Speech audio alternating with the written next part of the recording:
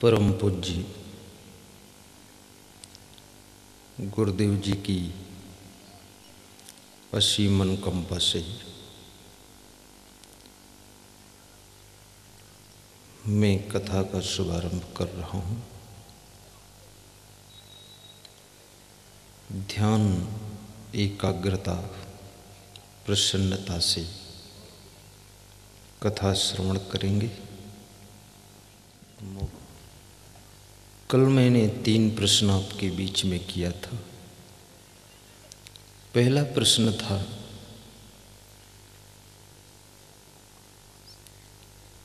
नीतिकार चाणक्य से किसी भक्त ने प्रश्न पूछा है,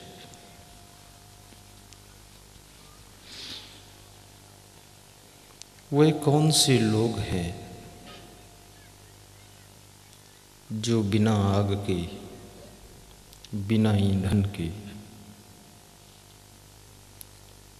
सुबह से लेकर शाम तक, शाम से लेकर सुबह तक जलते रहते हैं, जिनको जीवन में कभी सुख नहीं मिलता है, शांति नहीं मिलती है, उनके क्या लक्षण होते हैं?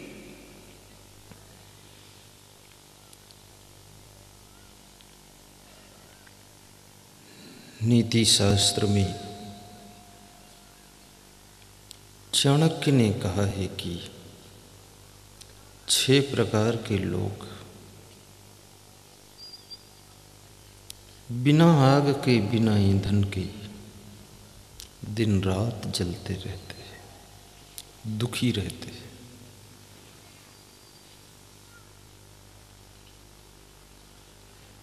वे कौन कौन 6 प्रकार के लोग हैं? नंबर 1, कुग्राम बादशाह।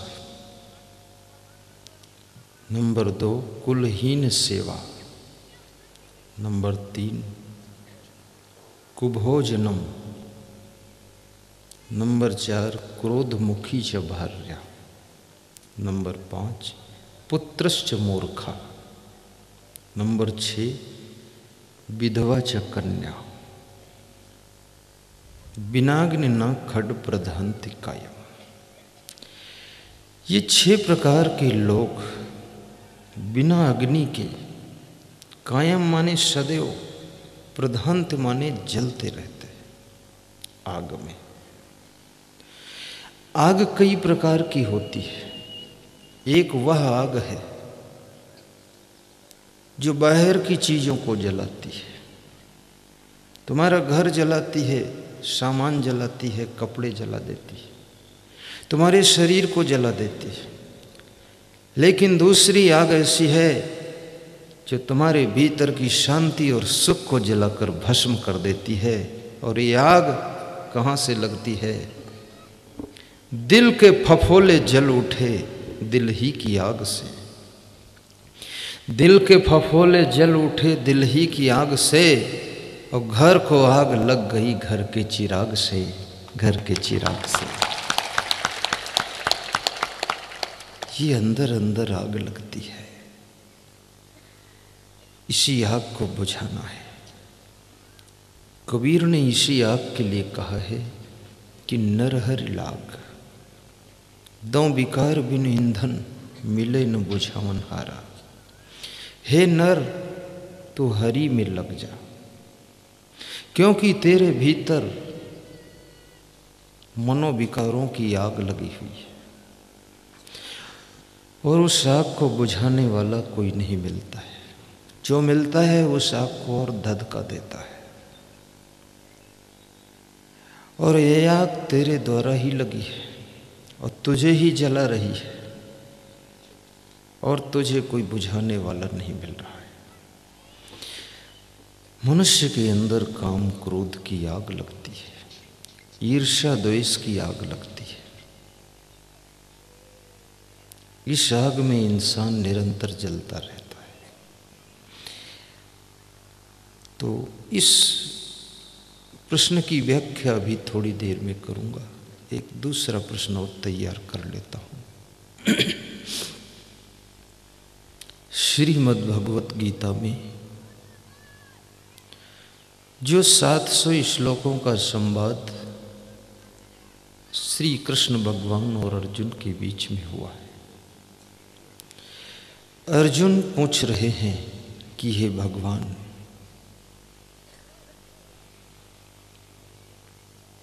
भक्ति किसे कहते हैं और वह कौन सा भक्त है जो आपको बहुत प्रिय होता है। आज ये मैं बताऊंगा कि भक्ति कैसे करना चाहिए और कौन सा भक्त भगवान को प्रिय होता है। क्योंकि भक्ति के रूप को भी धीरे धीरे लोगों ने बिगाड़ डाला है। कोई शास्त्र पढ़ते नहीं, समझते नहीं, हुल्लड़ मचाते। देखिए आज कृष्ण क्या समझा रहे हैं श्रीमद् भगवत गीता से। तीसरा प्रश्न संत कबीर से पूछा गया कि मनुष्य में वह कौन सी चीज है जिसके प्रभाव से मनुष्य को सुख मिलता है, शांति मिलती है और उसका यश भी होता है। और बड़ी मजे की बात है, वो चीज फ्री मिलती है, पैसे से नहीं मिलती है, लेकिन उससे वो चीजें मिलती हैं जो चीजें भी पैसे से नहीं मिलती है। तो वह कौन सी चीज है जिसके बिना मनुष्य दुखी रहता है, परेशान रहता है, और वह चीज कहाँ मिलती है, कैसे मिलती है? ये प्रश्न है। चौथा प्रश्न एक रामायण का है, बड़ा अच्छा प्रश्न है कि जब भगवान श्री राम 14 वर्ष का वनवास पूर्ण करके अयोध्या को वापस लौट कर आ गए, उन्होंने देखा कि सबके द्वार पर, छत पर दीपक जल रहे हैं। पूछा ये दीपक क्यों जल रहे हैं? तो उनको बताया गया कि आपके आगमन की खुशी में दीपक जलाए गए। सब लोग खुश हैं। मिलन तो कर नहीं सकते इतने लोग, लेकिन खुशियां व्यक्त कर रहे हैं। जैसे अभी मैं आया तो सब भक्त लोग फूल बरसा रहे थे। अभी सब लोग चरण तो नहीं छू सकते, लेकिन दूर से फूल बरसा रहे हैं, खुशियां व्यक्त कर रहे हैं कि आपके कोमल चरण जहाँ जहाँ पड़े उसके पहले हम फूल बिछा दें, कोमल फूलों पर चलकर आप आए, और मेरे रास्ते को भी आप कोमल बना देना, मेरी जिंदगी के रास्ते में कांटे न रह जाए। तो भगवान श्री राम के मन में एक भावना जागृत हुई कि सबको जब मेरे से इतना प्रेम है तो मैं एक सभा का आयोजन करूं और सबके आमने सामने कुछ वार्ता करूं, संबोधन करूं। तो एक आयोजन रखा। सभा में जाना जरूरी है, आयोजन करना जरूरी है, सामने खड़े होना जरूरी है, और मीटिंग करना भी जरूरी है, सेटिंग करना भी जरूरी है, लोगों से मिलना जरूरी है, बातें करना जरूरी है, लोगों का हाथ छूना भी थोड़ा जरूरी है, प्रेम करना जरूरी है। भगवान सिखाते हैं कि जो सभा का आयोजन नहीं करेगा वो फेल हो जाएगा। सबको बुलाओ, स्वागत भी करो। उस आयोजन में एक बार निमंत्रण भेजा गया। तो जब सभा एकत्र हुई तो पूर्ववासियों ने पूछा कि हम सब गृहस्थ हैं और गृहस्थी में नाना जंजाल है, गृहस्थी बहुत झंझट है, ऐसा बताया उन्होंने। गृह कारज नाना जंजाला, ते अति दुर्गम शैल विशाला। तो इस नाना जंजाल में भगवान हम भक्ति कैसे करें? हम भक्ति नहीं कर सकते, हम तो माया जाल में फंसे। तो भगवान श्री राम समझाते हैं कि भक्ति तुम कर सकते हो और कैसे कर सकते हो, और भक्ति क्या है, भक्ति का स्वरूप क्या है, और भक्ति से फायदा क्या है। तो ये पूर्ववासियों के प्रश्न का उत्तर भगवान श्री राम दे रहे हैं और उस उत्तर को मैं थोड़ी देर में समझाऊंगा। आज से कल तक समझा दूंगा मैं। तो अब हमारे पास में 4 प्रश्न तैयार हो गए। एक तो नीति शास्त्र का प्रश्न है कि मनुष्य वह कौन सा है जो बिना आग के निरंतर जलता रहता है। तो चाणक्य ने बताया कि 6 प्रकार के लोग बिना आग के निरंतर जलते रहते हैं। वे कौन कौन 6 लोग हैं अभी व्याख्या करूंगा। दूसरा प्रश्न है कि कबीर साहब से पूछा गया कि वह कौन सी चीज़ है जिसके प्रभाव से मनुष्य को सुख भी मिलता है, शांति भी मिलती है, यश भी मिलता है और उसको विकास की ओर बढ़ने के चांस मिलते हैं। वो कौन सी चीज़ है। और वो चीज़ भी ऐसी है जो फ्री मिलती है और उस चीज़ से वो चीज़ें मिल जाती हैं जो पैसे से भी नहीं मिलती हैं। और वो चीज़ कहाँ मिलती है, कैसे मिलती है, वो चीज़ कबीर साहब से पूछी गई है। वो भी अभी बताता हूँ। तीसरा प्रश्न है कि अर्जुन ने कृष्ण से पूछा है कि भगवान भक्ति का सही स्वरूप क्या है। ये भक्ति में इतना हुल्लड़ मचा रहता है, हुड़दंग लोग करते रहते हैं, तो भक्ति असली है क्या। तो वो भगवान बताते हैं अर्जुन को। सब संस्कृत का काम है। और चौथा प्रश्न है कि पूर्ववासियों जिसने जो राम से कहा कि हम गृहस्थी में नाना जंजाल में फंसे हैं, हम कैसे भक्ति करें, हमारे वश का नहीं है, माया जाल बहुत कठिन है। तो राम समझा रहे हैं कि गृहस्थी में कैसे भक्ति की जाती है। ठीक। चाणक्य कहते हैं कुग्राम बासा कुलहीन सेवा कुभोजनम क्रोधमुखी च भार्या। एक एक शब्द समझना। पुत्रश्च मूर्खः विधवा च कन्या बिनाग्निना खड् प्रदहन्ति कायम्। बिनाग्निना खड् प्रदहन्ति कायम्। कुग्राम भाषा, जिसका निवास दुष्टों के गांव में है, जिसके आसपास में ना समझ, अज्ञानी, बेईमान, लोभी, झगड़ालू प्रकृति के लोग रह रहे हैं, जो खाम खां दुख देते हैं, ऐसे लोगों के बीच में जिसका घर है। अभी मैं दुर्ग जिले में गया था छत्तीसगढ़ में, तो एक सज्जन अपने घर पे ले गए। साहू हैं, यमर साहू शिक्षक। तो मैंने उनका घर देखा, बहुत अच्छा है। तुमने कहा ये साहू जी कब बनाया घर? बोले बना बनाया ले लिया हूँ। कितने में मिल गए? बोले मिला सस्ते में, पर बड़ा महंगा पड़ रहा है, यहाँ रहना महंगा है। क्योंकि आसपास जो रहते हैं वे सब दुष्ट हैं। मैं समझ नहीं पाया, सस्ता देख कर ले लिया। अब उससे सस्ता बेच रहा हूँ, कोई ले नहीं रहा है, मैं फंस गया।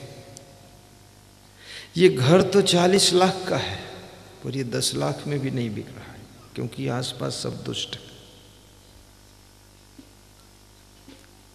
दुष्टों के बीच का निवास तुम्हारी शांति को भंग करता है, सुख को नष्ट करता है।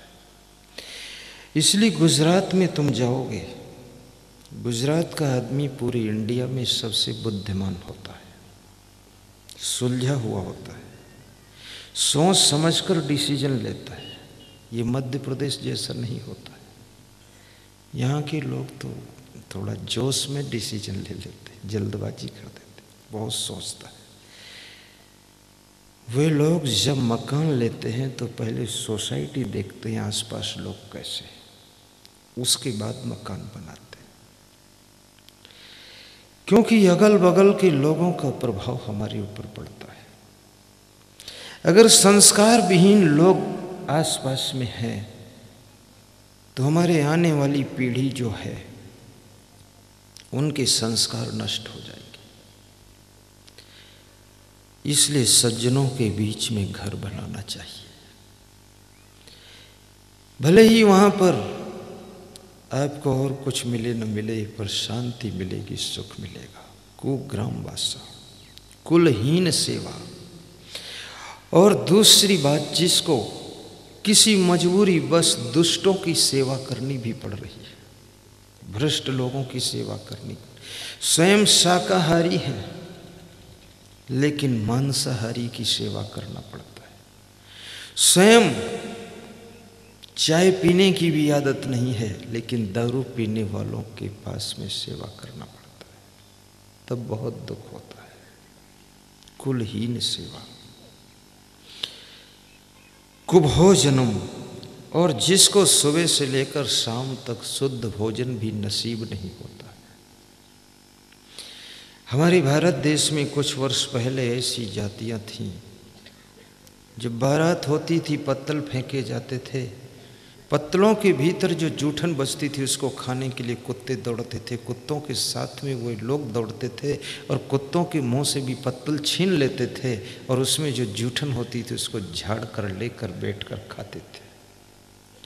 जिनकी स्थिति इस कंडीशन में पहुंच गई है, जिनको खाने के लिए पवित्र भोजन नहीं मिल रहा है, वे लोग भी बिना आग के निरंतर जलते रहते हैं।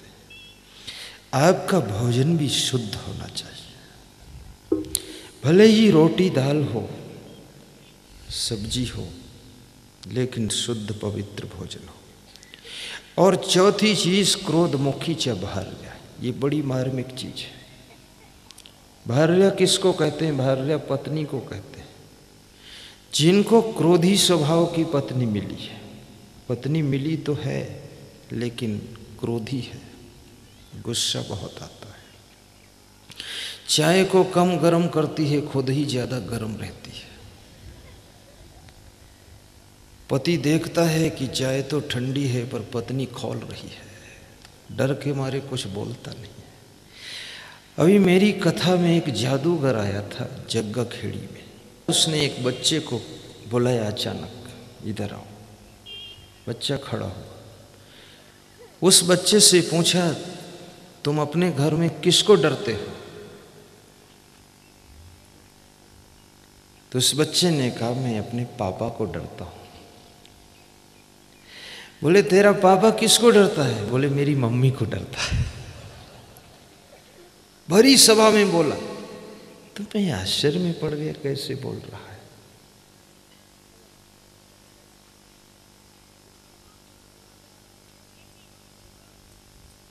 धर्म पत्नी बन करके रहो, अपने पति के महत्व को समझो।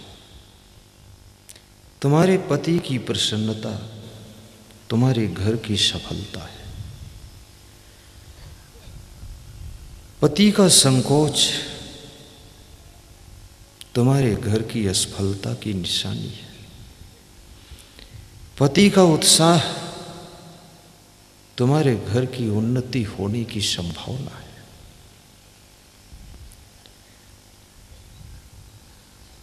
और गुस्सा करने की आदत को भी छोड़ो। कहां तक गुस्सा करो? धीरे धीरे गुस्सा करने की आदत बन जाती है, फिर बिना कारण, बिना जरूरत, कोई खास बात नहीं होगी तो भी तुम्हारा दिमाग गर्म रहेगा, बहुत उलझे रहोगे। सारी जिंदगी आदतों के पिंजड़े में पैक है।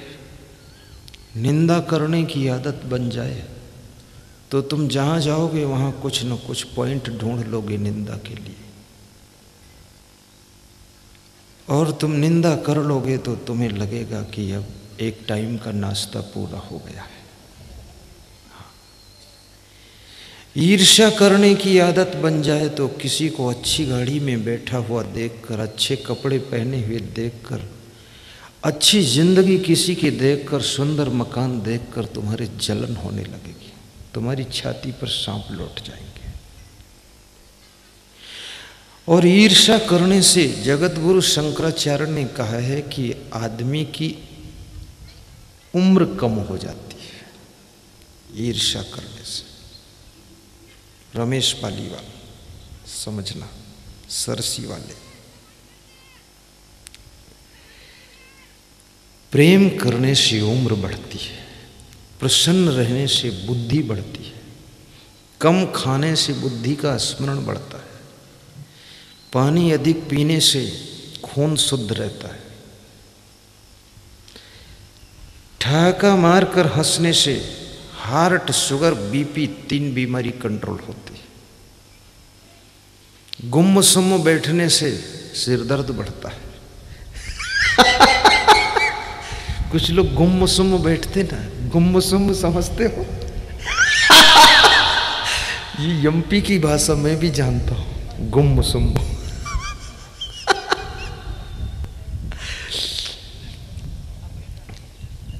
मुंह फुलाकर बैठने से स्वास्थ्य खराब होता है, हर समय नाराज रहने से अपनी शांति नष्ट होती है, खुश रहने से आसपास वालों को भी आनंद मिलता है। मैं क्यों हंस देता हूं? क्योंकि हंसने में मेरा कोई खर्चा थोड़े लगता है, पर मेरी एक हंसी करोड़ों की हंसी बनती है। सब संसार दुखी है, टेंशन में है। अभी दशोरिया का प्रवचन चल रहा था टीवी में रात्रि 9 बजे, तो मैंने सुना वो प्रवचन। किसी गांव में पधरौनी गया था, जाट साहब के घर पे था मैं, तो सुना। बड़ा उसमें टीवी में भी मैं हंसता था, तो उधर भी हंस रहा था टीवी में, फिर इधर भी हंस रहा था, आमने सामने बैठा था। इसलिए पति को भी कभी कभी अपने घर में हंसना चाहिए। पति के हंसने से घर में सबको खुशी होती है, पत्नी के खुश रहने से घर का वातावरण ठंडा हो जाता है। और पति पत्नी साथ साथ कभी कभी हंसो। मकान जैसा है तैसा है, गाड़ी जैसी है तैसी है, अब किचन पिचन जैसा है तैसा है, अब कहाँ तक टेंशन करोगे? उसी में हंस करके जिंदगी गुजारना सीख लो तो जिंदगी में सुख शांति आएगी। ये सब चीजें बहुत अनुकूल नहीं हो सकती। मैं देख रहा हूँ 26 साल से मैं सत्संग कर रहा हूँ, अभी तक मेरे मनपसंद कोई व्यवस्था ही नहीं हो पाती, और फिर भी मैं उसी में खुश रहता हूँ। चलो ठीक है, कुछ उल्टम पलटम चलता रहेगा, कहीं धूप आएगी, कहीं कचड़ा आएगा, कहीं महिलाएं रास्ते में बैठ जाएंगी। अब उनको कौन हटाए? रिजर्वेशन है उनका, इतनी दूर से आई हैं, प्रेम से बैठी हैं। मेरा ही भरोसा है गुरुदेव पास बैठोगे कोई नहीं हटाएगा, तो मैं कैसे हटवाऊं? तो कुछ न कुछ डिस्टर्ब आपको घर में रहेगा, सब जगह रहेगा। उस डिस्टर्ब से, उस अव्यवस्था से अगर आप ज़्यादा अशांत रहोगे, परेशान रहोगे, तो आपको शांति नहीं मिलेगी, सुख नहीं मिलेगा। भगवान कृष्ण का स्वभाव हंसने का था। देखिए, भगवान ने हंसकर दिखाया है। अब तुम मुंह ऐंठते रहो तो भगवान से तुम्हारा तालमेल ही नहीं। टेंशन में रहोगे, भगवान कभी खुश नहीं होगा। कृष्ण हंसते थे, लेकिन कृष्ण के जीवन में संघर्ष कितने थे ये विचार करो। कृष्ण तो जिनका जेल में ही जन्म हुआ है, तुम तो जन्म के बाद जेल में जाते हो, तब भी रोने लग जाते हो। जब जेल में कभी जाना पड़े तो समझो भगवान की जन्मभूमि का दर्शन करने जा रहे हैं।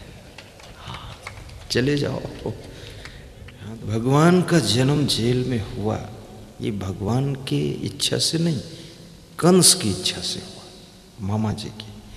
पर जेल में जन्म लेते ही भगवान बाहर आ गए, क्योंकि वो जानते थे जेल में रहना ठीक नहीं, जेल में रहकर कोई काम आगे नहीं हो सकता। इसलिए हमारे पाटीदार साहब भी जेल में गए, फिर बाहर आ गए, 17,000 ले रहे, आनंद है। हाँ। पर फिर भी कृष्ण भगवान हंस रहे। मामा कंस का विरोध, जरासंध का विरोध, कौरवों का विरोध, दुर्योधन के द्वारा अपमान, लेकिन कृष्ण के चेहरे पर हंसी है। मैं आपसे भी कहूँगा, 24 घंटे में कम से कम 2-5 बार हंस लेना। हंसने का कोई कारण हो न हो, कभी कभी तो अकेले भी हंस लिया करो, कमरे में अकेले हंसो। एक बार मैं आलोट में सत्संग कर रहा था, गंगाराम शिंदे आयोजक थे, वो भी विधायक का चुनाव लड़ चुके थे पहले। समागम कराया, गेस्ट हाउस में निवास था, तो वहाँ अंदर सुबह सुबह मुझे बिस्तर पर लेटे लेटे बहुत जोर से हंसी आई। तो कुछ संत लोग गेट पर बैठे थे बाहर, तो बोले अंदर कौन है, किसके साथ गुरुजी हंस रहे हैं। तो जब दरवाज़ा खोला तो कोई नहीं था, मैं अकेला था। बोले गुरुजी अकेले हंस रहे थे। हमने कहा अकेले जो हंसता है वो कौन होता आपको पता है? उसके अंदर कुछ कुछ भगवान की सत्ता काम कर रही है, तभी अकेले हंसता है। अकेले हंसी आने लगे, अकेले मुस्कुराने लगो और अकेले ताली बजाने लग जाओ, तो समझ लेना अब जिंदगी कृष्ण की शुरू हो चुकी है, टेंशन मुक्त हो गए। ये जो मैं आपसे ताली बजवाता हूं, इससे बहुत फायदे हैं। सिर दर्द, कमर दर्द, शुगर, बीपी, हार्ट, ये बीमारियां कंट्रोल होती ताली बजाने से।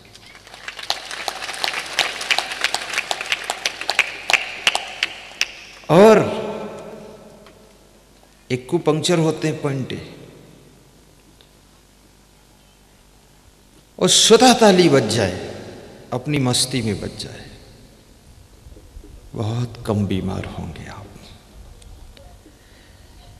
2-4 बार हंस दें तो आपकी बॉडी रिचार्ज हो जाएगी। ये बच्चे बहुत कम बीमार क्यों होते हैं? ये हंसते बहुत है। और जब बच्चे हंसते हैं तो जवान लोग उनको डांटते हैं कि जहां बैठते वहीं खीखी खीखी शुरू कर देते हैं। तो बड़े लोग उनके पीछे भागते मारने के लिए, चलो हटो यहां से।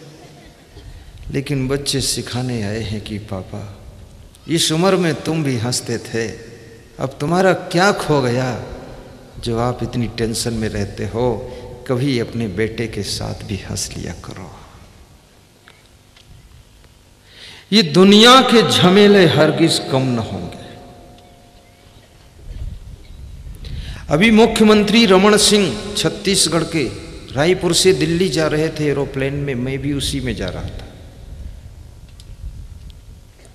तो मेरे संत जी उनके पास गए और तो संत को देखा, बोले तो गुरुजी आए हैं क्या? बोले हाँ। तो बोले यहाँ ले आओ। तो उनके साथ बैठा मैं, 1 घंटा 20 मिनट बात होती रही। तो उन्होंने बताया कि राजनीति में भी बहुत उलझन है गुरुजी। उलझन, ये शब्द बड़ा महत्वपूर्ण है, उलझन। तो हमने कहा सीएम साहब उलझन है कहाँ नहीं? घर में भी उलझन, सड़क पर उलझन, ट्रेन में उलझन, ऑफिस में उलझन, और राजनीति में उलझन, और साधुओं में भी उलझन। साधुओं में भी जो सही सलामत नहीं, उसमें भी उलझन है। मैं 445 नागा बाबा को कंबल बांटा कुंभ मेला राजिम छत्तीसगढ़ में। तो उन नागाओं में गया बांटने कंबल, तो उनमें भी देखा उलझन। बड़ी गंदी गालियां देते हैं, फजीहत वाली, सब नंग धड़ंग। मेरे से कह रहे थे कंबल नहीं लूँगा। तो हमने कहा तो क्या लोगे? बोले 1 लाख की चेक लूँगा। हमने कहा आशीर्वाद दो, 2 लाख की दे दूँगा। 445 कंबल बांट दिए। सब नागा, कोई गांजा पी रहा है, कोई बीड़ी पी रहा है, कोई क्रोध कर रहा है, कोई गाली बक रहा है, कोई प्रेम भी कर रहा है। उलझन में घबराओ मत। एक विचारक ने बहुत अच्छा कहा है, 2 पंक्तियां हैं, सुनाओ। उलझने घेर ले सब तरफ से तुम्हें। राजनीति की तरफ से उलझन आ जाए, मित्रों की तरफ से उलझन आ जाए, गांव की तरफ से उलझन आ जाए, घर की तरफ से आ जाए, ससुराल तरफ से भी उलझन आ जाए, चारों तरफ से गिर जाओ, तब क्या करोगे?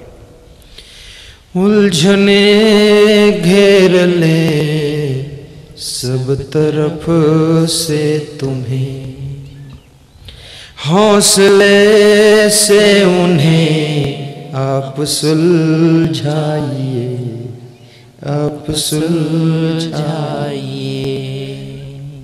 फिर भी मन को मिले ना चैन यदि सद्गुरु की शरण में चले आइए, सद्गुरु की शरण में चले आइए।